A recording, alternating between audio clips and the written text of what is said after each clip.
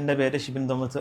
വയസ്സ് 33 വയസ്സ്. കഴിഞ്ഞ ഏപ്രിൽ 15 ദുബായ് വെച്ച് എനിക്ക് സ്ട്രോക്ക് വന്ന് അവിടെ 2 മാസം അവിടെ ഹോസ്പിറ്റലിലായിരുന്നു. 1 മാസം ICUവിലും 1 മാസം വെന്റിലേറ്ററിലുമായിരുന്നു. ന്യൂറോ സർജൻ ഡോക്ടർ വൈശാഖ് സാറിനെ പരിചയപ്പെടുത്തി തന്നേ, സാറിനെ സജക്റ്റ് ചെയ്തേ.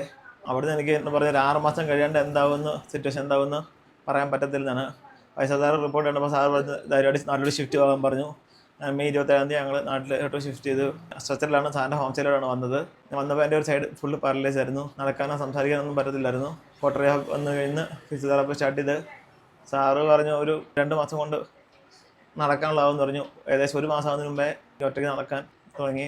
കൃത്യമായ ഡയറ്റ് ചാർട്ട് എല്ലാം തന്ന് ഷുഗർ ഒക്കെ കൺട്രോളായി, ഷുഗർ പ്രഷറെല്ലാം കൺട്രോളായി. ഇപ്പം എനിക്ക് ഒറ്റയ്ക്ക് ആരുടെ സപ്പോർട്ടിൽ നടക്കാനായി. ഞാൻ സാറിൻ്റെ ഹോം സ്റ്റേയിലാണ് നിൽക്കുന്നത്.